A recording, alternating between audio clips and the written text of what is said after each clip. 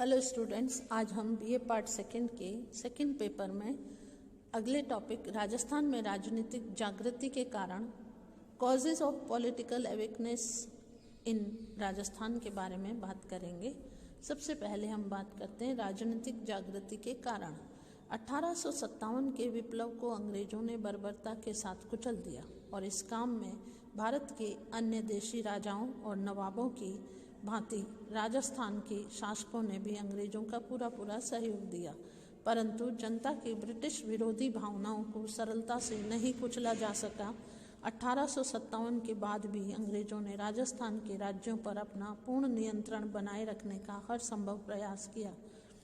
फिर भी 19वीं सदी के अंत तथा 20वीं सदी के प्रारंभ में राजस्थान में राजनीतिक चेतना का प्रादुर्भाव हो ही गया और अपने देश को अंग्रेजों के चंगुल से मुक्त कराने के लिए यहाँ की जनता भी देश के राष्ट्रीय आंदोलन की मूल धारा से जा मिली।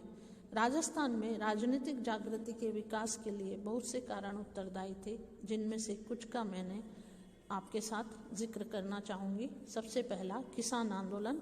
कुछ विद्वानों ने राजस्थान में हुए किसान आंदोलनों को राजनीतिक जागृति का प्रमुख कारण बताया, जो केवल आंशिक सत्य है। किसान आंदोलनों का राजनीतिक गतिविधियों से संबंध नहीं था। कुछ स्थानों पर तो किसान आंदोलनों ने राजनीतिक गतिविधियों के संबंध विच्छेद भी कर लिया। बिजोलिया के किसानों ने अपने आप को मेवाड़ प्रजामंडल से अलग घोषित कर दिया था।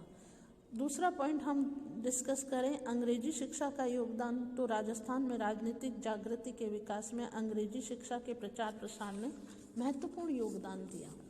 16वीं सदी के पूर्वार्ध तथा 20वीं सदी के प्रारंभिक दशकों तक राजपूताना के शासकों ने अपने अपने राज्यों में अनेक अंग्रेजी शिक्षण संस्थाएं स्थापित की और अंग्रेजी पढ़कर आगे चलकर जो शिक्षित वर्ग जो था स्वतंत्रता और समानता का पाठ पढ़ चुका था, अतः उसका राष्ट्रीय चेतना के विकास की मूल धारा से जुड़ता चला गया और उनके विचारों का प्रभाव सामान्य जनता पर भी पड़ने लगा। आगे चलकर इस वर्ग ने उत्तरदायी शासन की मांग बुलंद की। हम अगले पॉइंट की बात करें तो समाचार पत्रों एवं साहित्य का इसमें बड़ा योगदान रहा। राष्ट्रीय एवं राजनीतिक चेतना के विकास में समाचार पत्रों और साहित्य का योगदान भी उल्लेखनीय रहा। प्रथम विश्व युद्ध के बाद प्रेस और समाचार पत्रों पर नियंत्रण समाप्त कर दिए गए तथा राजस्थान के राज्यों में निरंकुश सत्ता और जागीरदारों के अत्याचारों को समाचार पत्रों के माध्यम से उजागर किया जाने लगा। समाचार पत्रों के अलावा राजस्थान के साहित्यकारों ने भी अपनी कलम के माध्यम से लोगों में राष्ट्रीय चेतना जागृत करने का सफल प्रयास किया। केसरी सिंह बारठ की कविताएं राष्ट्रीय भावनाओं से ओतप्रोत थी और पढ़ने सुनने वालों में अनायास ही राष्ट्र प्रेम जाग पड़ता था। मध्यम वर्ग की हम बात करें तो मध्यम वर्ग के भारतीय आधुनिक भारत का राष्ट्रीय आंदोलन वस्तुतः अपनी प्रारंभिक अवस्था से ही मध्यम वर्ग का संघर्ष रहा है, जो अपने अस्तित्व की नई स्थिति तथा परिचय के लिए उत्सुक था। हम आगे बात करें स्वामी दयानंद और आर्य समाज का प्रभाव। तो राजस्थान की जनता में राजनीतिक चेतना के जागृत होने तथा समूचे देश की मूल धारा के साथ संपर्क स्थापित करने के लिए उत्तरदायी कारणों में एक मुख्य कारण स्वामी दयानंद सरस्वती की राजस्थान यात्रा तथा आर्य समाज की गतिविधियां थी।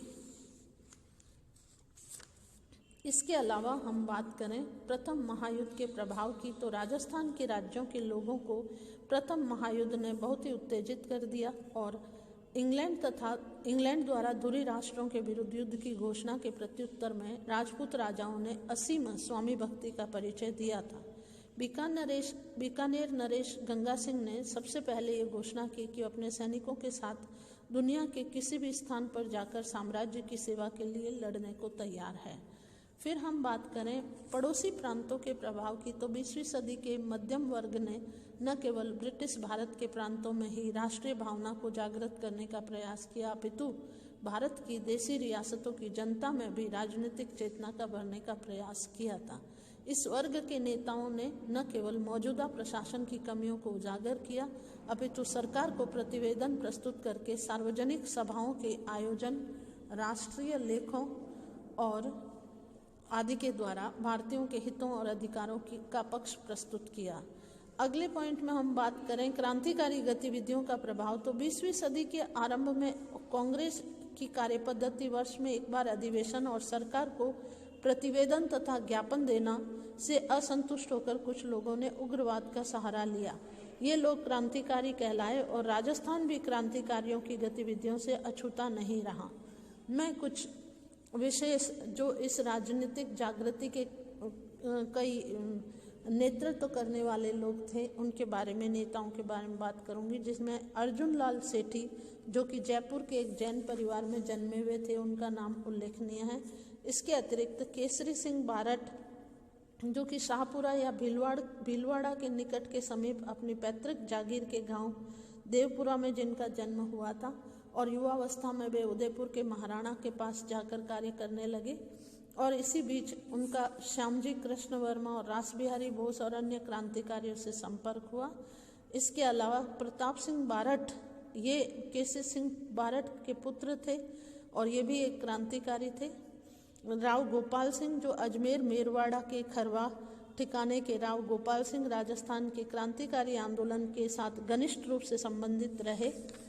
और हम इसी के साथ बात करें राजनीतिक चेतना के प्रारंभिक प्रयासों में, तो सबसे पहले राजस्थान में स्वदेशी आंदोलन हुआ और फिर राजस्थान सेवा संघ बना और इसके साथ ही राजस्थान मध्य भारत सभा का भी वो एक नेतृत्व प्रदान किया गया। अखिल भारतीय राष्ट्रीय कांग्रेस के प्रमुख नेता अभी कुछ देशी रियासतों में हस्तक्षेप करने और अथवा न करने पर विचार ही कर रहे थे कि देशी रियासतों के कुछ प्रमुख कर्मठ कार्यकर्ताओं ने 1919 में कांग्रेस के दिल्ली अधिवेशन के दौरान आपसी बातचीत के बाद अपनी तरफ से एक पृथक संस्था स्थापित करने का निश्चय कर लिया।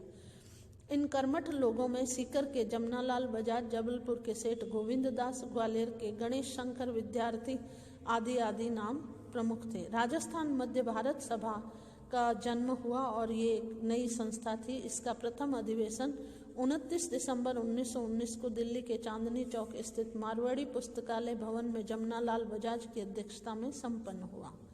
धन्यवाद। इस वीडियो में